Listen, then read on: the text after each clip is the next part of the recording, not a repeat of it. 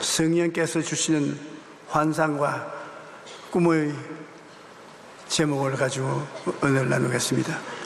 개인, 가정, 사회, 국가가 혼돈하고 불안하여 조직이 무너지려고 할 때 어떻게 해야 되겠습니까? 성경에 꿈이 없는 백성은 방자해야 한다고 기록되어 있으며 영어로는 페리쉬라고 해서 망한다라는 우리말로 번역할 수 있습니다. 개인이나 단체가 위기에 처했다는 것은 꿈을 잃어버렸다는 것입니다.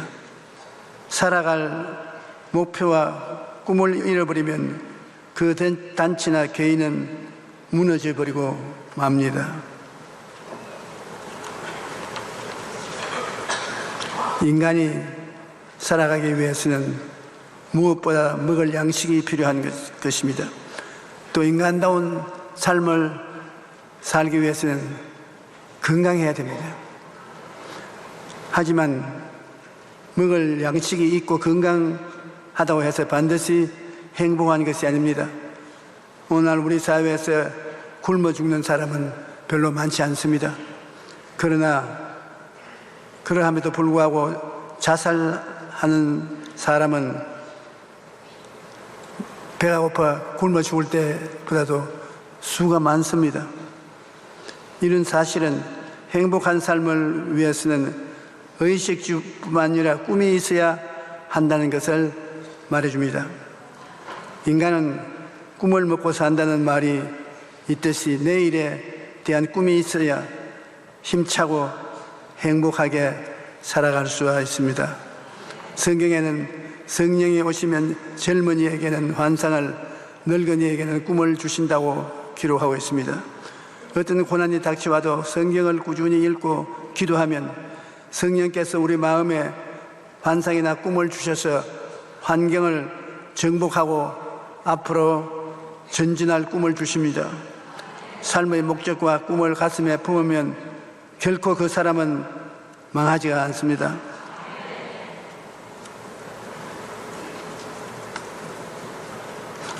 우리가 예수 그리스도를 구주로 모시고 난 다음 끊임없이 알아야 될 것은 꿈이 있어야 산다는 사실인 것입니다. 세계적인 투자가인 위렌 버핏은 오늘 누군가가 그늘에 앉아 살 수 있는 것은 오래전에 누군가가 나무를 심었기 때문이라고 말했습니다. 오늘날 우리가 전기나 자동차 등 문명의 유익을 누릴 수 있는 것은 오래전에 누군가가 전기나 자동차 꿈을 심었기 때문인 것입니다. 전기를 쓸 수 있는 것은 에디슨이 전기의 꿈을 품었기 때문이요. 자동차를 타고 이동할 수 있는 것은 헨리 포드가 그것을 꿈으로 마음속에 품었기 때문인 것입니다. 우리 여의도 순복음교회에 와서 예배를 드릴 수 있는 것은 성도들이 교회를 짓겠다는 소원과 함께 꿈을 품고 있었기 때문에 이 교회가 된 것입니다. 비행기를 타고 멀리 여행을 할 수 있는 것은 라이트의 세 형제가 꿈을 꾸었기 때문입니다. 인류는 누군가 꿈을 심었기 때문에 계속 발전해 온 것입니다. 그렇다면 오늘 우리도 꿈을 심어야 됩니다. 그러면 우리 자녀들이 더 아름답고 풍요한 삶을 살게 되는 것입니다. 빌립보서 2장 13절에 보면 너희 안에서 행하시는 이는 하나님이시니 자기의 기쁘신 뜻을 위하여 너희에게 소원을 두고 행하게 하시나니라. 우리 가슴 속에 소원이 끓어오르게 만들어서 더 살기 좋고 훌륭한 만물을 갖게 만들어준다고 성경은 말하고 있습니다. 성령께서 우리에게 오시면 반드시 꿈을 주십니다. 예수님이 십자가에 못 박혀 돌아가시자 제자들은 꿈과 소망을 모두 잃어버렸습니다. 베드로는 고향으로 내려가서 또다시 어부가 되어서 밤새도록 배를 타고 그물을 던졌습니다. 다른 몇몇 제자들도 낙심하여 고향으로 돌아갔습니다. 그런데 오순절 날이 되어 성령이 그들에게 임하시자 제자들은 다시 꿈을 품을 수 있게 되었습니다. 여러분이 성령이 여러분 생애 속에 임하였다면 반드시 꿈이나 환상을 갖게 되는 것입니다. 우리가 향수를 몸에 뿌리면 향내가 나는 거예요. 성령이 임하시면 반드시 꿈이 꾸게 되는 것입니다. 오순절 날이 되어 성령의 예수님의 제자들에게 임하자 제자들은 다시 가슴 속에 꿈을 품게 되었습니다. 제자들은 성령께서 주신 꿈을 품고 예루살렘의 유다, 사마리아 끝까지 나가서 복음을 전했던 것입니다. 오늘날에도 성령께서 임하시면 우리에게 꿈을 주시는 것입니다. 사도행전 2장 11절에 보면 하나님의 말세 내가 내 영을 모든 육체에 부어주리니 너희 자녀들은 예언할 것이요 너희 젊은이들은 환상을 보고 너희 늙은이들은 꿈을 꾸리라. 성령으로 충만해야 새로운 꿈이 마음속에 나타나는 것입니다. 한 흑인이 예배를 드리려고 교회에 갔는데 백인들이 그를 못 들어오게 해서 문 밖 계단에 앉아 울고 있었습니다. 흑인이 교회 문 밖에서 엉엉 울고 있는데 교회 안에서 백인들은 예배를 드린다고 야단입니다. 흑인은 울다가 지쳐서 그만 잠이 들었는데 꿈에 예수님이 나타나셨습니다. 예수님은 그에게 왜 교회 계단에 앉아서 울고 있느냐? 주님, 제가 흑인이라고 교회당에 들어오지 못하게 쫓아내어서 여기 이렇게 계단에 앉아서 울고 있습니다.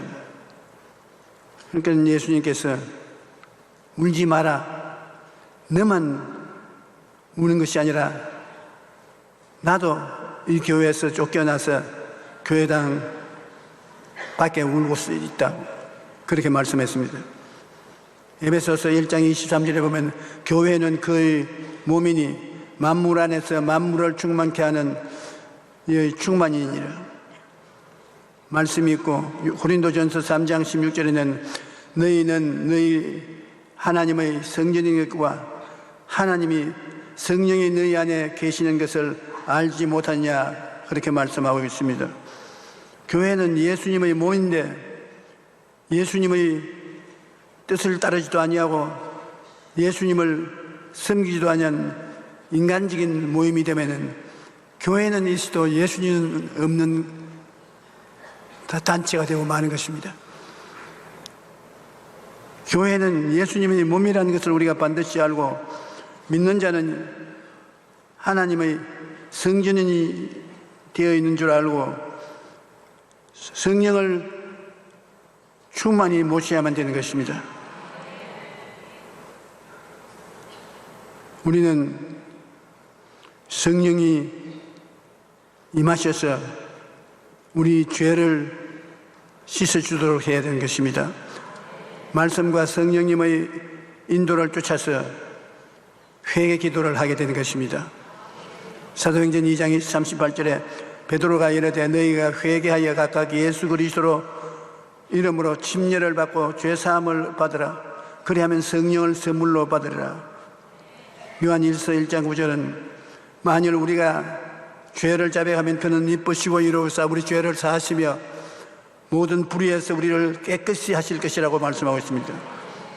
로마서 8장 26절로 27절에 이와 같이 성령도 우리의 연약함을 도우시나니 우리는 마땅히 기도할 바를 알지 못하나 오직 성령이 말을 할 수 없는 탄식으로 우리를 위하여 친히 간구하시느니라. 마음을 살피는 이가 성령의 생각을 아시나니 이는 성령이 하나님의 뜻대로 성도를 위하여 간구하심이라. 성령이 우리 생애 속에 들어오면 회개하게 만들어주는 것입니다. 하나님 뜻을 어기고 사는 것을 회개시켜 주시는 것입니다. 이 세상에 더럽고 방종한 생활을 살았으면 그 생활을 거칠 수 있는 대로 힘을 주시는 것입니다. 우리 기독교 신앙의 한 놀라운 것은 모든 우리 생활에 성령이 힘을 주어서 느끼게 방종하지 않고 하나님의 능력으로 일어서서 가게 만들어주는 것입니다. 거짓말쟁이가 아무리 거짓말을 안 하려고 해도 안 됩니다. 늘 거짓말을 합니다. 그러나 성령께 의지하면 성령이 우리를 위해서 말할 수 없는 탄식으로 기도해 주시고 거짓말을 떼주시는 것입니다. 아편 중독자가 아편 중독에서 자유를 얻지 못할지라도 성령께 부탁하면 성령이 아편 중독을 이길 수 있는 힘을 주시는 것입니다. 우리가 예수를 믿어서 하나님의 은혜로 용서와 의를 얻는 것처럼 우리 생활 속에 성령께서 오셔서 불의 추악을 씻어내 주시고 의롭고 거룩하게 만들어주는 것입니다. 우리 예수 믿는 사람들은 성령님의 도우심이 없이는 우리 신앙생활의 발전과 향상을 도모할 수 없다는 것을 알아야만 되는 것입니다. 그렇기 때문에 성령의 충만함이 우리 생활에 절실히 필요한 것입니다. 예수님이 흘리신 보혈은 마귀가 가장 무서워하고 두려워하는 실체인 것입니다.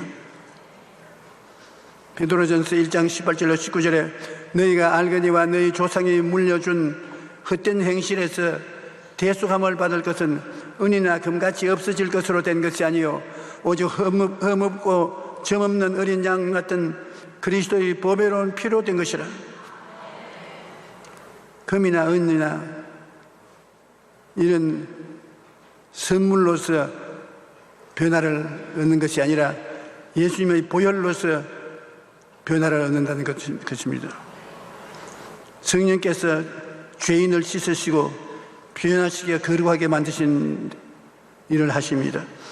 고린도전서 6장 11절에 너희 중에 이와 같은 자들이 있더니 주 예수 그리스도의 이름과 우리 하나님의 성령 안에서 씻음과 거룩함과 의롭다 하심을 받았느니라.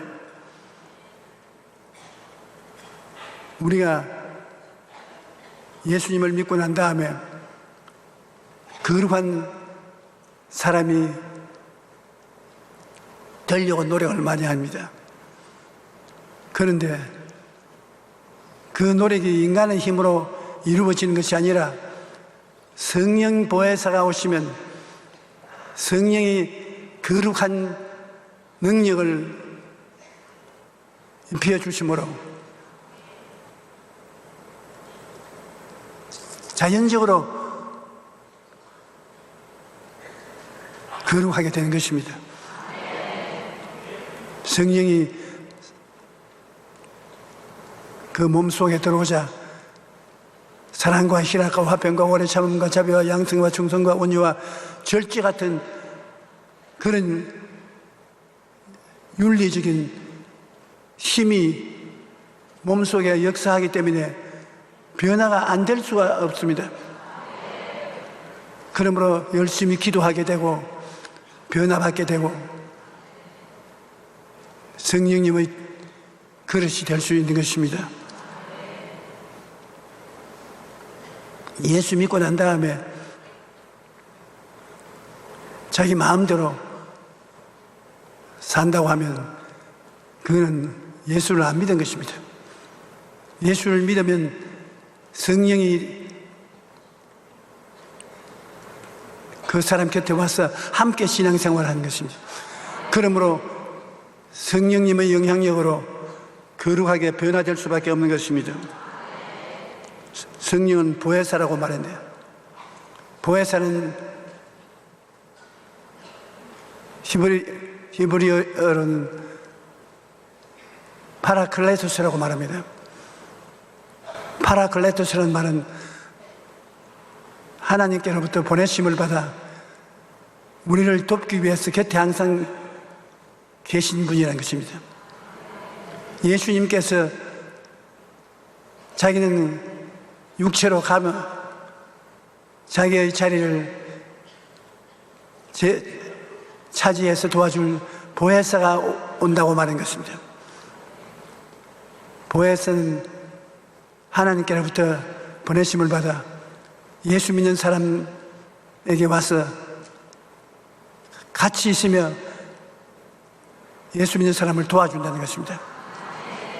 여러분, 오늘 이 시간에 여러분 눈에 안 보이지만은 여러분에게 보혜사 성령이 들어와 있습니다. 보혜사 성령이 하나님의 보내심을 받아 여러분을 돕기 위해서 같이 계신 것입니다. 그러므로 보혜사 성령께 도와달라고 우리가 부탁을 하면 예수 이름으로 도와주시는 것입니다. 요한복음 14장 16절에 예수님께서 말씀하기를 내가 아버지께 구하겠으니 그가 또 다른 보혜사를 너에게 주사 영원토록 너희와 함께 있게 하시리라.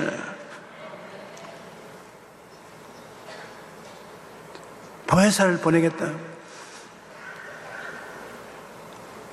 정말 우리가 보혜사 성령이 24시간 곁에 함께 계신다는 것을 알고 보혜사 성령께 의지하면 성령께서 놀라운 능력으로 우리를 도와주시는 것입니다.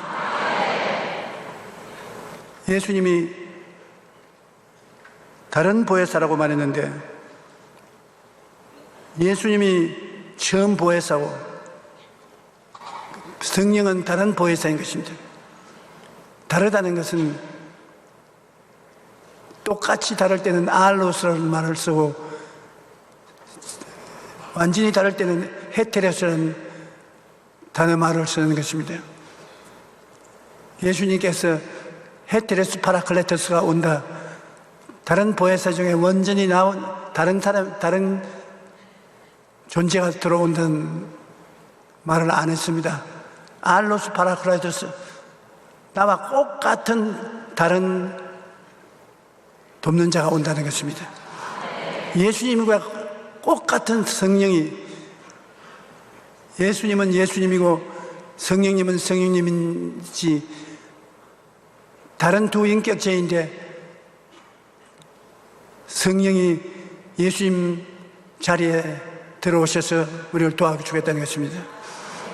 우리는 마음을 새롭게 해서 예수님이 성령님을 통해서 변하지 않고 우리와 같이 계신다는 것을 믿어야 되는 것입니다. 여러분을 예수님이 통해서 기도하고 여러분을 통해서 귀신을 내어 쫓고 여러분을 통해서 병자를 고치고 여러분을 통해서 불안과 초조, 절망을 제하고 여러분을 통해서 부여의식, 성공의식을 가질 수 있게 만들어 주시는 것입니다. 그러므로 이 성령님의 우리와 같이 계신다는 것은 말로 다 할 수 없이 중요한 것입니다.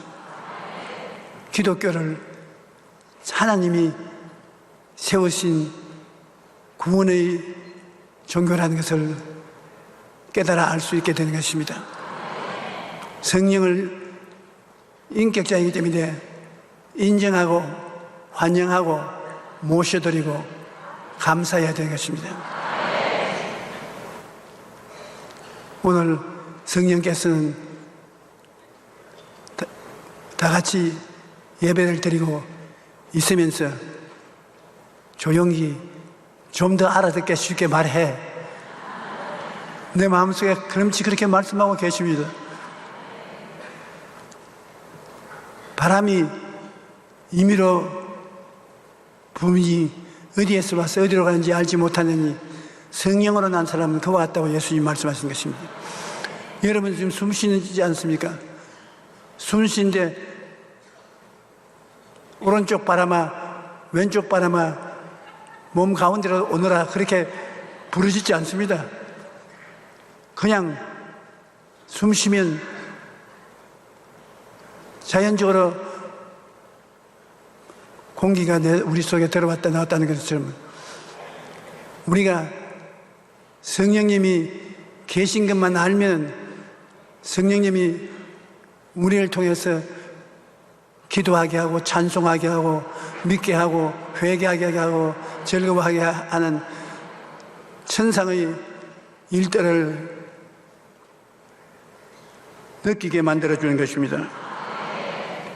요한복음 14장 25절로 26절에 예수님께서 내가 아직 너희와 함께 있어서 이 말을 너희에게 하였거니와 보혜사 곧 아버지께서 내 이름으로 보내실 성령 그가 너희에게 모든 것을 가르치시고 내가 너희에게 말한 모든 것을 생각나게 하시리라.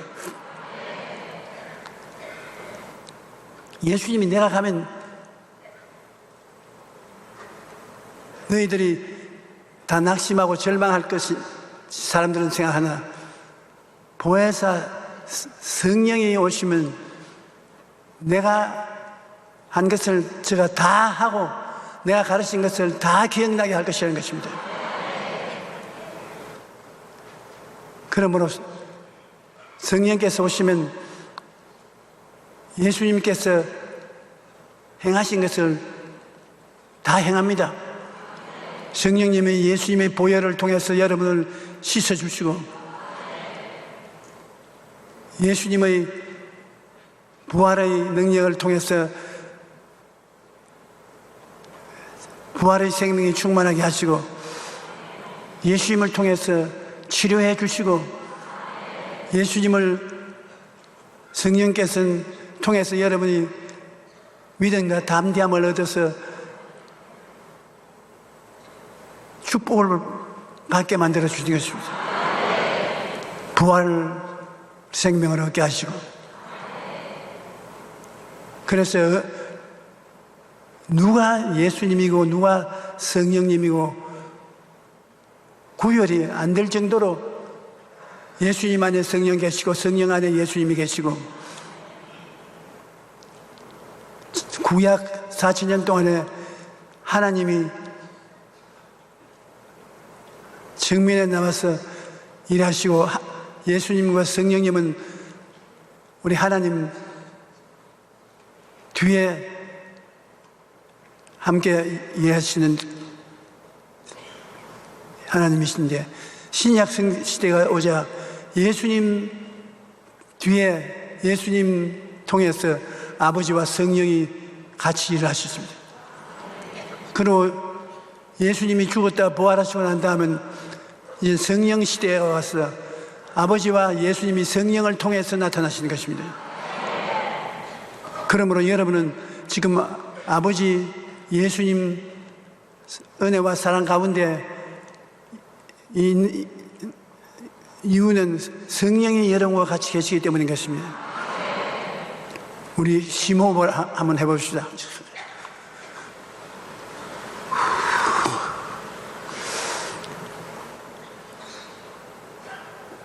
예수님, 이것이 뭡니까? 바람이 임의로 부으며 어디에서 가는지 알지 못하느니 성령이 바로 그와 같다. 바람을 한번 쉬어보고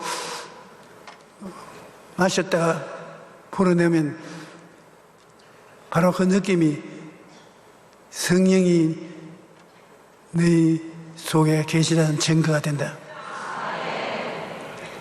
우리가 무엇을 하든지 하나님 성령이 같이 하시는 것을 깨달아 알고 믿고 믿음으로 이래야 될 것인 것입니다. 아버지께서 내 이름으로 보내실 성령, 그가 모든 것을 가르치시고 내가 말한 모든 것을 생각나게 하시려. 얼마나 위대한 선물인지 모릅니다. 얼마나 귀한 분인지 모릅니다. 성령이 같이 계시면 만사 오케이입니다.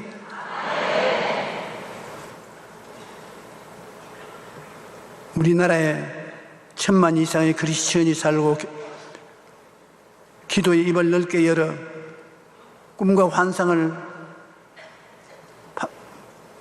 마음에 품고 사는 이상 우리는 망하지 않습니다. 꿈이 없어야 망하지, 우리는 망하지 않습니다. 꿈을 가진 사람은 과거에 묶여서 살고 있지 않습니다. 현재 잡히는 생활도 하는 것이 아닙니다. 꿈을 가진 사람은 미래를 사는 것입니다. 남아공의 전 대통령 넬슨 만델라는 인종 탄압에 맞서 싸우다가 27년 동안 감옥에서 많은 고난을 당하면서 살았는데, 교도관들이 얼마나 무시했는지 배설물을 그 숙소에다가 뿌리고, 이 자식아, 너는 여기에서 이렇게 죽지 살아나오지 못한다고 백인 교도관이 그를 무시했습니다. 그렇지만 그는 어떤 상황에서도 희망을 품고 살았습니다. 그는 자서전에 이렇게 말합니다. 나는 한 번도 내가 감옥을 나갈 수 없을지도 모른다는 생각을 진지하게 생각해 본 적이 없다. 나는 언젠가 자유인으로 발밑의 풀의 감촉을 다시 느끼고 햇빛 아래 걷게 되리라는 것을 알고 있었다. 그는 하나님을 의지하는 사람이었어. 27년간 남아공에 흑인 인권 주장을 하다가 잡혀서 곤욕을 치렀는데 27년 동안 하나님 성령의 도심을 받아 장차 좋은 일이 있다 하는 꿈을 가지고 있었습니다. 그런데 27년 만에 감방에서 해방돼 나오자마자 대통령이 됐습니다.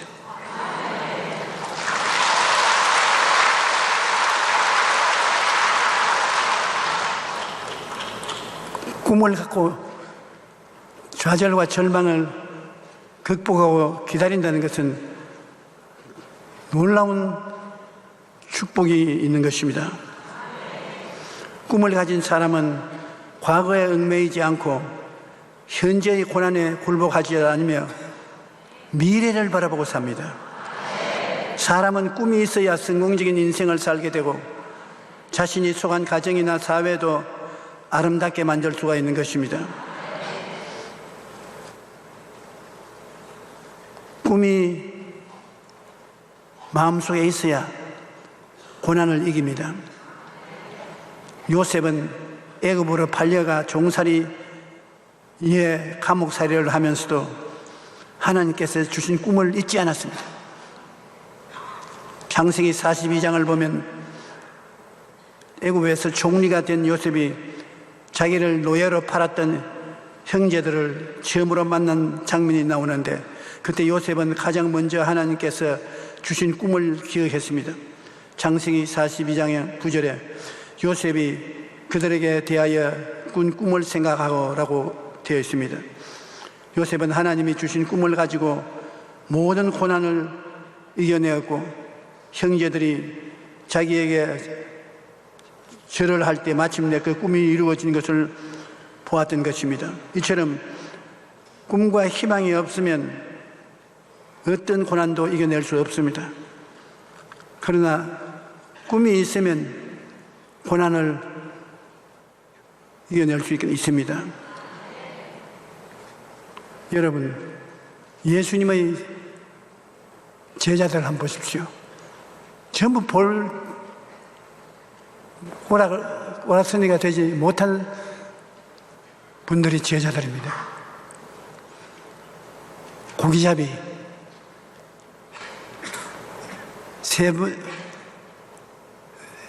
공무원, 세금쟁이, 사회에 어디 나가도 이 사람이라고 내놓을 수 있는 사람이 아닙니다. 인간적인 눈으로 볼 때 예수님의 제자들은 소위 내놓으라 할 만한 스펙을 갖고 있지 않았습니다.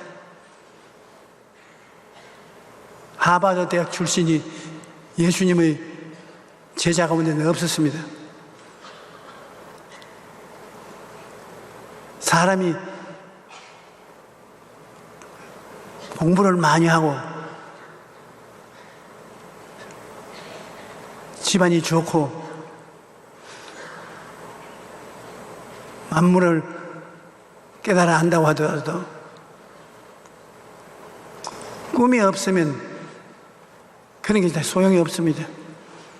예수님의 제자들은 한 사람도 내놓으란 사람 없습니다. 그런데 성령 받고 난 다음에 온 세계를 붙잡고 흔들기 시작한 것입니다. 예수님은 초라한 제자들을 앉혀놓고 언제나 꿈 이야기를 했습니다. 베드로에게는 사람을 낚는 어부가 되리라는 꿈을 주셨고 부활하신 후에는 모든 제자들에게 너희는 온 천하에 다니며 만민에게 복음을 전하라고 위대한 꿈을 주시던 것입니다. 그리고 예수님께서 죽으시고 승천하신 후에는 지금은 성령께서 우리에게 꿈을 이야기하고 계십니다.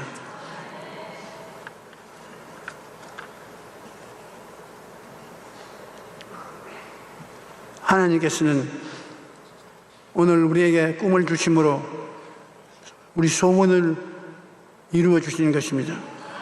시편 20편 4절에 내 마음의 소원대로 허락하시고 내 모든 계획을 이루어 주시기를 원하노라고 말씀하고 있습니다.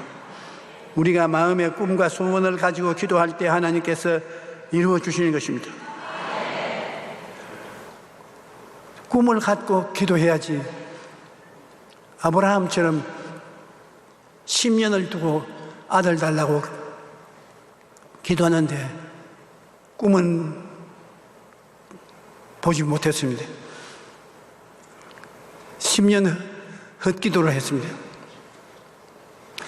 바라봄의 법칙으로 반드시 자기가 꿈꾸는 것을 마음속에 품고서 기도를 해야 되는 것입니다.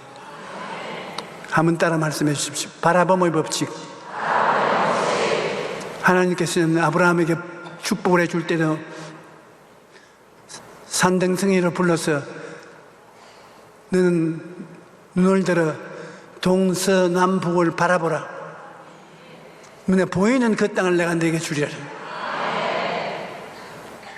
바라봄의 법칙은 마음에 갖고 있으면 그를 통해서 하나님이 기적을 나타내시는 것입니다. 우리가 마음의 꿈과 소원을 가지고 기도할 때 하나님께서 이루어 주시는 것입니다. 부모는 자녀의 소원에 관심이 많습니다. 그래서 생일이나 크리스마스가 되면 어떤 선물을 원하는지 자녀에게 물어봅니다. 하나님 아버지께서도 우리의 소원에 관심이 많습니다. 우리의 꿈과 소원을 이루어 주시기를 원하시기 때문인 것입니다.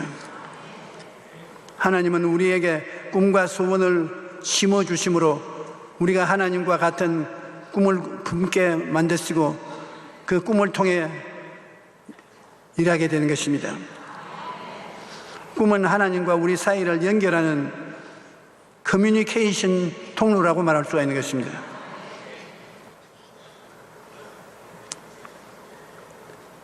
말씀을 통해 하나님께서는 꿈을 주시는 것인데, 역사를 보면 성경의 말씀을 통해 꿈을 품게 되고 이로 말미암아 위대한 인생을 살았던 사람들이 많이 있습니다. 우리가 잘 아는 어거스틴도 방탕한 사람을 살다가 하나님의 말씀을 통해 자기가 살아나갈 모습을 꿈꾸게 되고 하나님의 말씀을 통해 교회사의 위대한 교부가 되었습니다. 조지 뮬러도 방탕한 삶을 살다가 말씀을 통해 수많은 화를 돌보는 꿈을 꾸게 되고 그 멋진 인생을 살았습니다. 성령께서는 오늘 또 하나님의 말씀을 통해 우리에게 꿈을 심어주시는 것입니다. 주일 교회 와서 예배드리고 난 다음 그 말씀으로 마음이 감동받고 변화받게 되는 일이 많지 않습니까? 성령께서 오늘 또 하나님의 말씀 통해 여러분 한 사람 한 사람에게 꿈을 심어주심으로 아름답고 성공적인 인생을 살도록 도우시는 것입니다. 하나님은 여러분 소원하고 바라는 것을 이루어 주십니다. 그것을 꿈으로 바라보고 기도하라는 것입니다.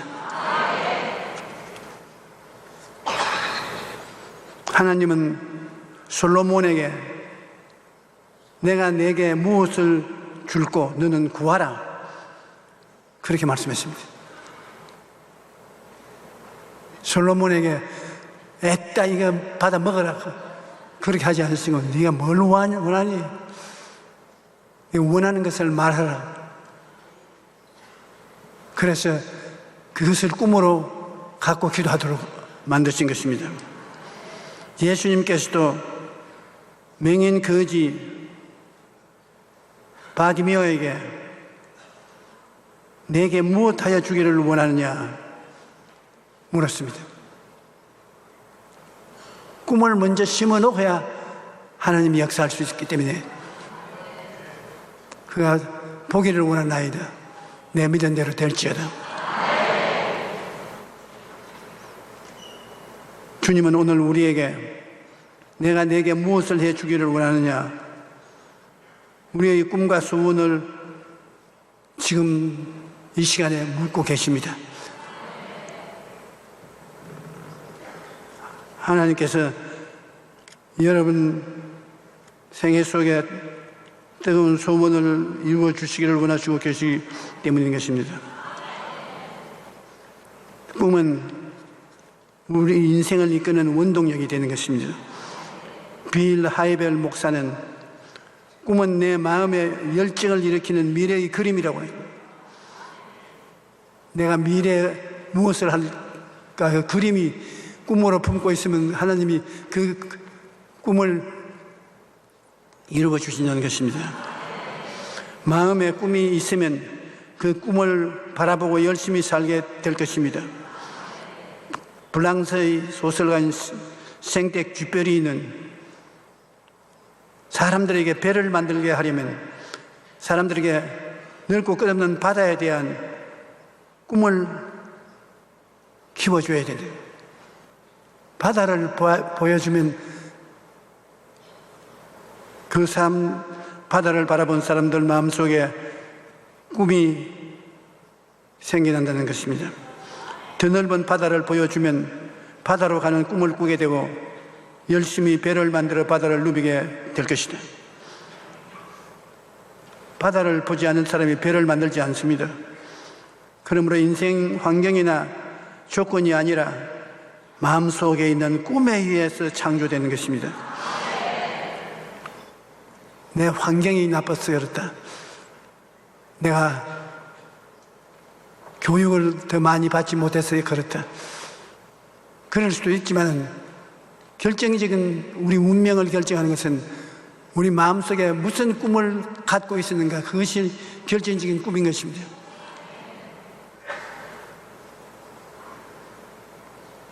예수님은 정말로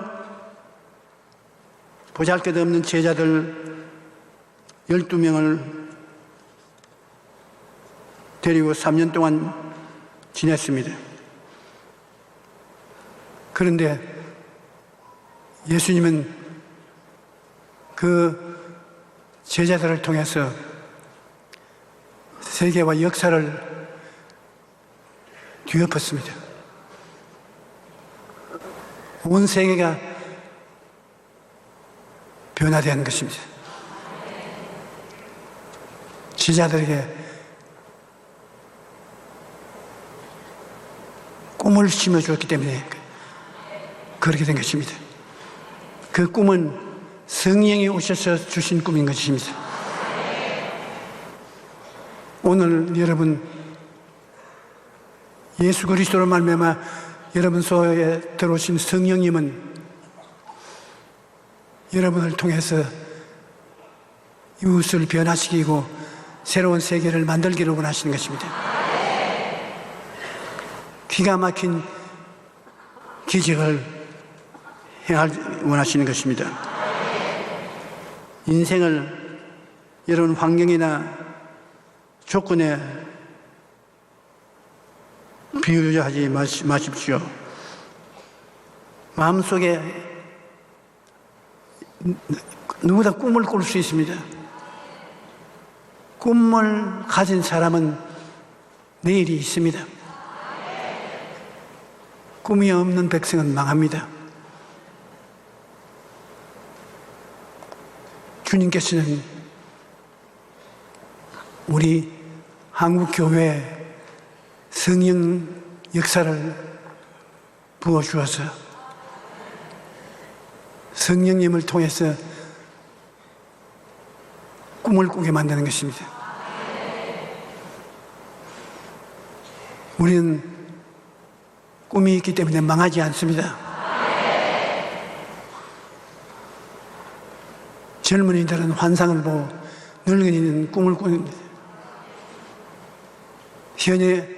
현재 내가 보지도 못하고 듣지도 못한 것이라도 마음속 꿈에 내 미래를 모시고 품고 있으면 하나님은 그 길로 여러분을 이끌어 주시는 것입니다.